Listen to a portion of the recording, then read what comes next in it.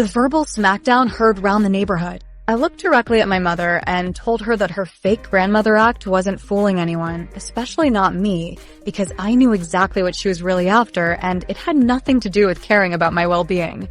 The words came pouring out like I had been saving them for 3 years, which I basically had. I explained to all three of them that their sudden interest in reconnecting was transparently obvious and completely pathetic, since they had made it crystal clear that I was worthless to them without a functioning reproductive system. I pointed out that they were standing there pretending to care about me when they had literally abandoned me during the worst crisis of my life, choosing my ex-husband over their own daughter because he was apparently more valuable to their little fantasy family than I had ever been. My mother tried to interrupt with some nonsense about how they had always loved me and just wanted what was best for everyone, but I shut that down immediately by reminding her that parents who love their children don't steal their husbands and kick them out of the family over medical conditions they can't control. I told her that her version of love was so twisted and conditional that it would be funny if it hadn't completely destroyed my mental health for the first 26 years of my life.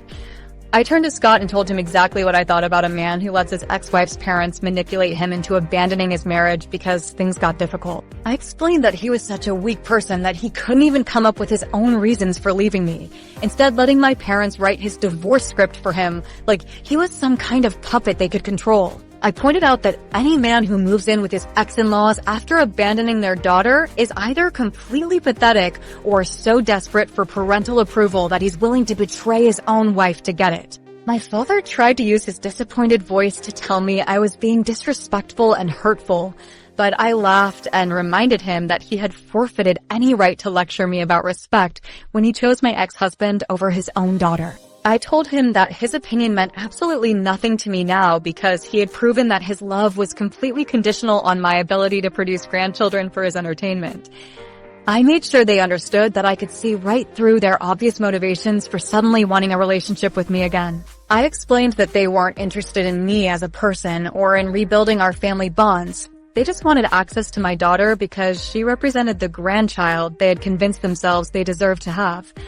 I told them that their timing was hilariously transparent since they had spent 3 years pretending I didn't exist until they discovered I had something they wanted again. I reminded them that they had spent my entire childhood making it clear that I wasn't the child they wanted, then briefly pretended to care about me when I brought home a man they preferred, then abandoned me completely when I couldn't fulfill their grandparent fantasies on their ridiculous timeline. I explained that their behavior had been so consistently selfish and manipulative that even people who didn't know our history could see how toxic they were. I told Scott that living with my parents after divorcing me was probably the most pathetic thing a grown man could do, and that whatever advice they had given him about deserving better was obviously projection, since they were the ones who didn't deserve to have me in their lives. I pointed out that he had traded a wife who loved him for surrogate parents who had manipulated him into destroying his own marriage, which made him either incredibly stupid or completely lacking in basic human decency. My mother kept trying to interrupt with tears and claims that they missed me and wanted to fix our relationship, but I made it clear that their crocodile tears weren't going to work on someone who had learned to recognize emotional manipulation.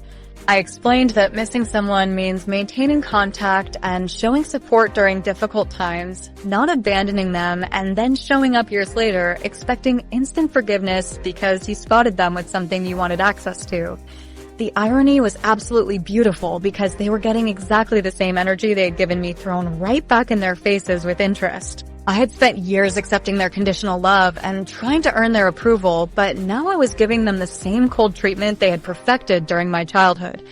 I told them that they had taught me that family relationships should be transactional and based on what people could provide for each other, so they shouldn't be surprised that I had learned their lessons so well. I finished by explaining that they were strangers to me now and would remain strangers forever because I had built a beautiful life without any of them in it. I told them that my daughter would never know they existed because I refused to expose her to people who had proven they would abandon family members the moment those people became inconvenient or disappointing. I made it clear that this accidental encounter was the last time any of them would see me or my child, and that if they tried to contact me again, they would discover that I had learned to protect myself from toxic people.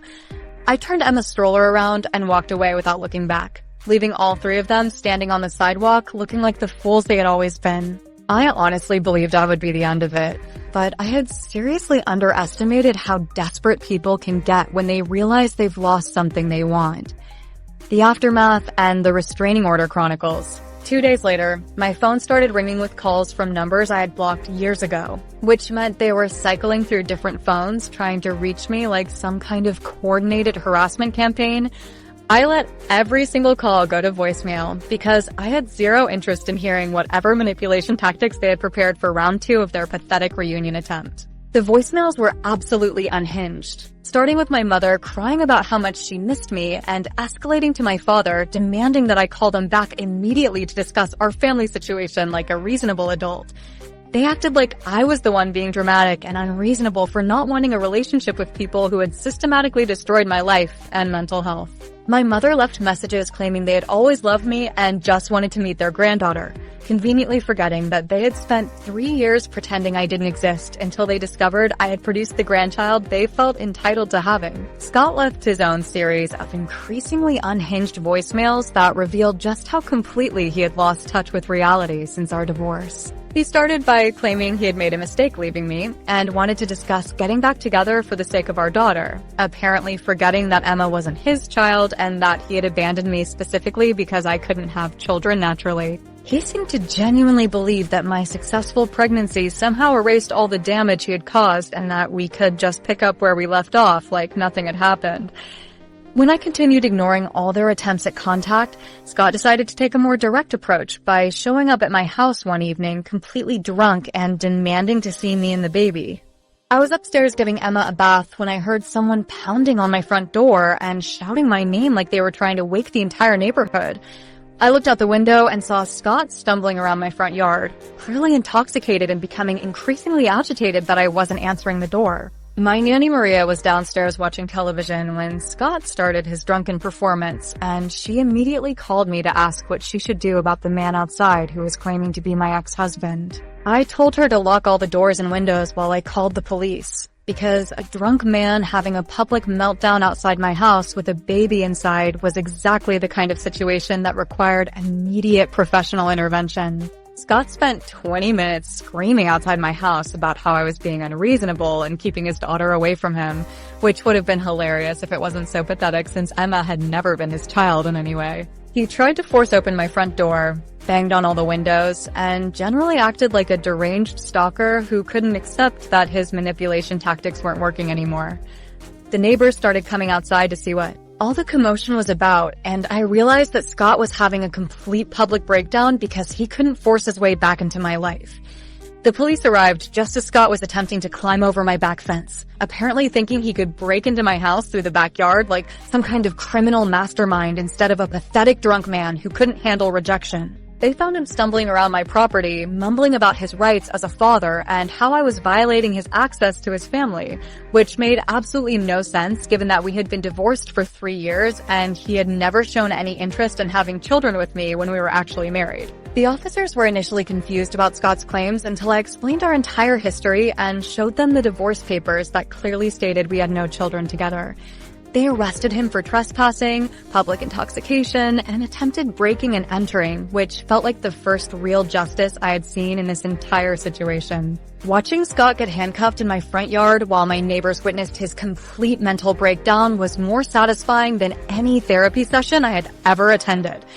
I pressed charges against Scott for harassment and stalking, using the security footage from my doorbell camera as evidence of his threatening behavior and attempts to enter my home illegally. The footage was absolutely damning because it showed him clearly intoxicated, trying to force open my door, and making threats about taking Emma away from me, even though she wasn't his child.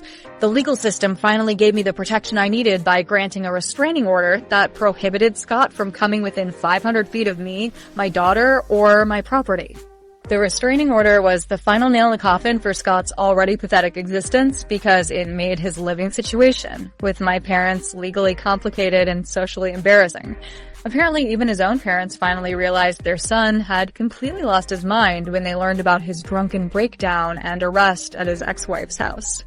They cut him off financially and emotionally, leaving him completely alone with no family support and no romantic prospects, since most women tend to avoid men with restraining orders for stalking their ex-wives. My parents stopped calling after Scott's arrest because they finally understood that their manipulation tactics had real consequences, and that I was serious about keeping all of them out of my life forever. The people who had abandoned me for being unable to provide grandchildren on their timeline were now desperately trying to force their way back into my life, but they had lost that privilege the moment they chose conditional love over their own daughter.